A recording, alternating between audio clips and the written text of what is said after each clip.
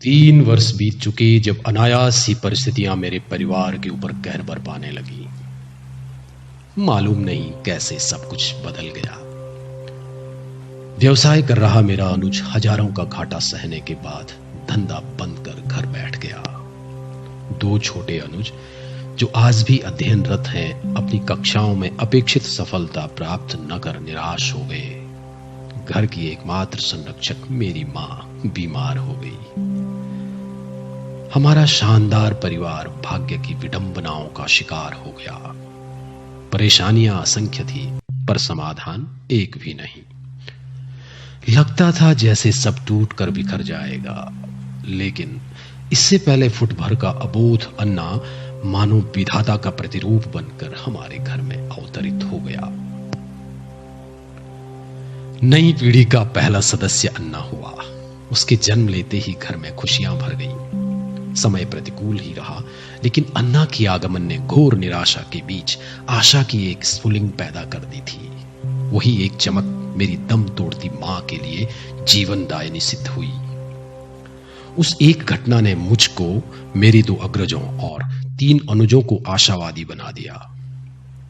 अब लगने लगा था कि दुश्चिंताओं और तनावों के बीच किसी छोर पर एक निश्चल हंसी भी मौजूद है। सचमुच उम्मीद पर दुनिया कायम है। हमारी उम्मीदें सच साबित हुई। अन्ना हमारे लिए खिलौना बन गया। आश्चर्यजनक रूप से मरणासन्न मां चंगी हो गई। अन्ना की मम्मी यानी मेरी भाभी जी अध्यापिका हैं। उनकी नौकरी के चलते अन्ना मां के भरोसे रहा। उसको नहलाना, खाना खिलाना, सुलाना और लोरियां सुनाना आदि काम मां ने संभाल लिए। महंगी दवाएं अन्ना के होंठों की उस मुस्कान से ईर्ष्या करती होंगी, जिस मुस्कान के प्रभाव में आकर मां बिस्तर से उठी ही नहीं, बल्कि खिलखिलाकर हंसने लगी। अन्ना के पिताजी अर्थात मेरे ज्येष्ठ भ्राता सीमा सड़क संगठन की विकट नौकरी के चलते सुदूर अरुणाचल प्रदेश के सीमांत इलाके में तैनात थे। वो अन्ना को 2 मास से अधिक समय नहीं दे पाए। अलबत्ता हम 5 भाई अन्ना से जैसे बंध गए थे। अपने अपने स्वभाव और प्रवृत्ति के अनुरूप हमने अन्ना को प्रशिक्षित करना शुरू किया।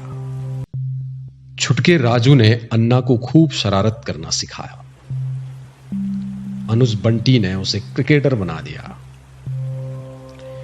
गुड्डू उसे सभ्य समाज के तौर तरीके सिखाने लगा, जबकि संस्कृत और ज्योतिष शास्त्र के विद्वान अग्रज मनोज उसे भजन और मंत्र आदि सिखाने लगे। मैंने अन्ना को कहानियों का गंभीर श्रोता बना दिया। सुनते समझते बहुतेरी कहानियां उसे मुंह जुबानी याद हो गई थी। 3 वर्ष में ही अन्ना में अभूतपूर्व विकास हुआ। गांव के सुरम्य वातावरण में 5 चाचाओं, दादी और मम्मी का प्यार दुलार बटोरता अन्ना 3 साल का हुआ, लेकिन वे सब बातें नहीं सीख सका जो सभ्य समाज के बच्चों की पहचान मानी जाती है। प्रकृति के अनुरूप वह बन गया, परंतु महानगरों के अनुरूप नहीं बन सका। अन्ना के पापा इस बात से असंतुष्ट थे। वे चाहते थे कि अब अन्ना को लगाम दी जाए, अन्यथा वह जिद्दी होकर बिगड़ जाएगा। फिर क्या था, योजना बन गई। अन्ना को भाभी जी के साथ गांव से दूर स्कूल में भेज दिया गया। 3 साल पहले समय जहां रुका था, पुनः वहीं से शुरू हो गया। मां फिर बीमार हो गई। बेरोजगार अनुज जो अन्ना की उपस्थिति में घर में मुस्तैद होकर बंधे थे, बाजारों सड़कों में रात रात तक घूमने लगे। घर खाली हो गया। दीवारों पर सिर टकराती मां की सिसकियां वहां शेष बची थी। अन्ना को गए कई मास बीत गए। उससे जुड़े प्रसंगों की चर्चा कर हम देर रात तक जागते रहते थे। बंटी तो धैर्य खोकर कई बार अन्ना के पास हो आया था। एक रोज मैंने भी तय किया कि अन्ना की सुध ली जाए। 26 जनवरी को मैंने यात्रा शुरू की। उस दिन दफ्तर का अवकाश था। मौसम के मिजाज ठीक नहीं लगते थे। आकाश में उमड़ते घुमड़ते घने बादल आपस में टकराकर भयंकर गड़गड़ाहट कर रहे थे। श्रीनगर से ज्यों ही मैं गाड़ी में बैठा, जोरों का पानी बरसने लगा। कलियासोड़ तक गाड़ी बद्रीनाथ के मुख्य मार्ग पर ही चलती रही। कलियासोड़ से एक कच्चा मार्ग कटता है। उस मार्ग पर हिचकोल एक हाथी गाड़ी मीलों का सफर तय करने के बाद एक छोटे से पहाड़ी कस्बे पर आकर रुक गई। अन्ना के स्कूल तक पहुंचने के लिए इस कस्बे से 7 किलोमीटर का कच्चा और पैदल मार्ग शुरू होता है। अपना पिट्ठू कंधे पर लटकाए मैं पैदल मार्ग नापने लगा। अब यात्रा कठिन थी। रास्ता एकदम वीरान और निर्जन था। कहीं उफनते नाले थे तो कहीं गहरी खाइयां थी। रास्ते में कहीं कहीं इक्का दुक्का मकान दिख जाते थे, परंतु बरसाती मौसम और कड़ाके की ठंड के चलते हुए मकान भी जनविहीन नजर आते थे। खिड़कियों से निकलते धुएं का गुबार संकेत देता था कि लोग चूल्हों पर बैठे आग ताप रहे थे। मार्ग के आसपास वर्षा के कारण भीग चुकी गायें मुझे टकटकी लगाकर देख रही थी। संभवतः उस मौसम में अकेले राही को चढ़ाई नापते देख वे आश्चर्य प्रकट कर रही थी।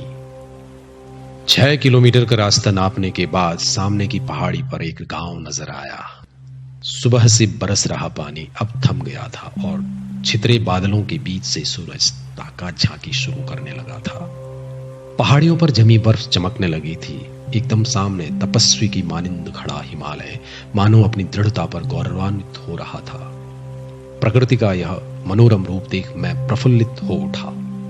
लंबी पैदल यात्रा के बाद अंततः मैं उस गांव में प्रविष्ट हो गया जहां अन्ना का बसेरा था। मेरी भाभी जी गांव की प्राथमिक पाठशाला में प्रधानाध्यापिका थी और अन्ना उन्हीं के साथ विद्यालय में रहता था। गांव से विद्यालय कोई 200 मीटर दूर स्थित था। विद्यालय से लगे 2 मकान थे, परंतु उनमें न कोई बच्चा रहता था और न ही उसके सदस्य बड़ी संख्या में थे कि अन्ना को खेलने बोलने का सहारा मिलता। एक मकान में एक अकेली औरत रहती थी जिसके पति फौज में थे और दूसरे मकान में एक बूढ़े दंपत्ति रहते थे। मैं विद्यालय तक पहुंच गया। सांझ ढलने लगी थी और वर्षा के पानी से धुली चोटियां लाल प्रकाश में नहा रही थी। विद्यालय का अहाता शांत था। चारों ओर से अखरोट के पेड़ों से घिरा विद्यालय सूना सूना सा नजर आता था। पंछियों के कलरव के बीच एक मासूम स्वर सुनकर मेरे कान खड़े हो गए। मैंने चारों ओर दृष्टि दौड़ाई। दूर मुंडेर पर मेरी ओर पीठ फेर कर बैठा एक बच्चा अपने में ही कुछ बड़बड़ा रहा था। मुझे विश्वास था कि यह अन्ना नहीं हो सकता। अन्ना इतना शांत हो ही नहीं सकता। वो अन्ना जिसकी शरारतों से तंग आ चुके घर के सदस्यों ने उसकी मम्मी के साथ विद्यालय भेजने की व्यवस्था की। कुछ ही महीनों के अंतराल में वो खामोश नहीं हो सकता। भागता, उछलता, गिरता, चोट खाता, रोता, हंसता अन्ना अनायास ही यूं शांत होकर नहीं बैठ सकता। फिर वो कौन था? धीरे धीरे कदम बढ़ाता मैं उस मुंडेर की ओर बढ़ने लगा। बच्चा अभी भी बड़बड़ाता जा रहा था। स्पष्ट स्वर अब साफ साफ सुनाई देने लगे। अखरोट के बेजुबान पेड़ों से वो कह रहा था, चाचा जब मैं घर आऊंगा तब तुम्हारे लिए ढेर सारी टॉफियां लाऊंगा। मैं संतरे भी लेते आऊंगा, पर तुम दादी को परेशान मत करना। दादी को परेशान करोगे तो मेरे पापा तुमको भी यहाँ छोड़ देंगे। इस स्कूल में तो केवल मम्मी है, तब तुम किसके साथ खेलोगे? मम्मी काम पर लगी रहेगी और तुम चुपचाप बैठे रहोगे मेरी तरह। दादी को तंग मत करना, किसी को तंग मत करना। अंततः भ्रम टूट गया। धुंधली तस्वीर साफ साफ नजर आने लगी।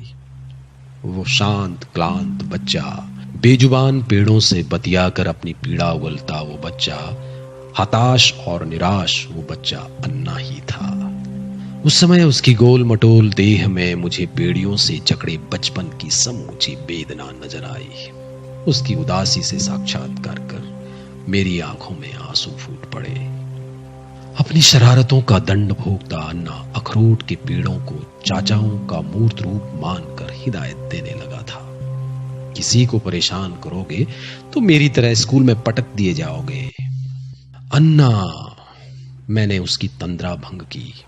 घूमकर उसने मेरी ओर देखा, मस्तिष्क पर जोर डाला, फिर सोच समझकर आश्चर्य प्रकट करते हुए पुतलियां फैलाई और बाहें पसारते हुए मेरी ओर दौड़ा। मैंने उसको अपनी छाती से लगा लिया। इस बीच भाभी जी भी वहां आ गई। अन्ना के साथ मैं 2 दिन रहा। उसके साथ सोया, उसी के साथ हंसा और बोला। भाभी जी ने अन्ना के बारे में एक रोचक प्रसंग सुनाया। उनके अनुसार स्कूल में पहुंचकर अन्ना कई दिनों तक उदास रहा। उसने खाना भी नहीं खाया और झुंझलाता रहा। वो एक भरे पूरे परिवार के बीच से उठकर वीरान विद्यालय में लाया गया था। बार बार वह वापस दादी के पास लौटने की जिद करता रहा। परेशान होकर भाभी जी ने उसकी कोमल भावनाओं को बहलाने के लिए एक नया तरीका ढूंढ निकाला। उन्होंने अन्ना को समझाया कि विद्यालय के अहाते में खड़े अखरोट के बेजुबान पेड़ ही उसके चाचा हैं। संयोग से वहां कुल 6 पेड़ थे, जिनमें से ठूंठ बन चुके पेड़ को अन्ना ने दादी मान लिया और शेष 5 पेड़ों को 5 चाचा। पहले अन्ना ने यह सब स्वीकार नहीं किया, परंतु जब कोई दूसरा विकल्प नहीं मिला तो उसने बेजुबान अखरोट के पेड़ों को ही दादी और चाचा का मूर्त रूप मान लिया। अब ये पेड़ ही अन्ना के संगी है। शाम को जब वो एकदम अकेला होता है तब मुंडेर पर बैठकर अखरोट के पेड़ रूपी चाचाओं से बतियाता है। घंटों तक बोलता रहता है और बेजुबान पेड़ चुपचाप सुनते रहते हैं, कोई प्रतिक्रिया नहीं करते। बीच बीच में वो बूढ़े अखरोट से तमाम शिकायतें दर्ज करवाता है, ठीक उसी तरह जैसे गांव में दादी से करवाता था। मैं वापस लौट आया। अन्ना का उदास चेहरा बार बार मेरे अंतस को झंझोड़ता है। सोचता हूं, भाग्यशाली है स्कूल के अहाते में उगे हुए पेड़, जिन्हें अन्ना अपना चाचा मान बैठा है। कितने दुर्भाग्यशाली हैं हम, जिनके जीते जी बेजुबान पेड़ हमारी जगह ले चुके। मालूम नहीं कितने अन्ना माँ बापों की आकाश चूमती महत्वाकांक्षाओं का बोझ ढोते ढोते निर्जन विद्यालयों में अपने कोमल बचपन को कैद किए घुट रहे हो।